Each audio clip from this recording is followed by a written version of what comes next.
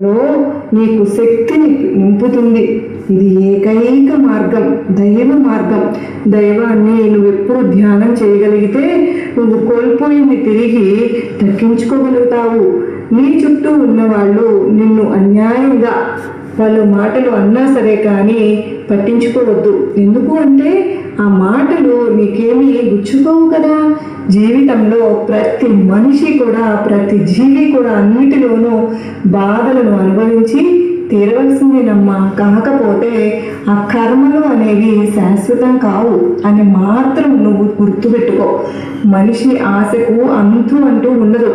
ఎంత ఉన్నా ఇంకా ఇంకా కావాలి కావాలి అని మనసు కోరుకుంటూ ఉంటుంది. భగవంతుడు ఇచ్చిన దాంతో తృప్తి పడడం మానవ ధర్మం. లేని వాటి కోసం చేతులు చాచకూడదు. ఎంత పుణ్యం చేసుకుంటే అంత ఫలితమే ఆ పరమాత్ముడు మనకు ప్రసాదిస్తాడు. ఈ సృష్టిలో ఆయనకు అందరూ సమానమే. బిడ్డ, జీవితంలో నేను కోల్పోయింది తిరిగి నేను పొందగలను దుర్గమ్మ అన్న నమ్మకంతో నువ్వు గనుక ఉంటే, ఖచ్చితంగా పట్టుదలతో నువ్వు ముందడుగు వేస్తే ప్రతి అడుగులోనూ కూడా నీకు దుర్గమ్మ ఉంటుంది. తల్లి, నువ్వు నన్ను తల్లి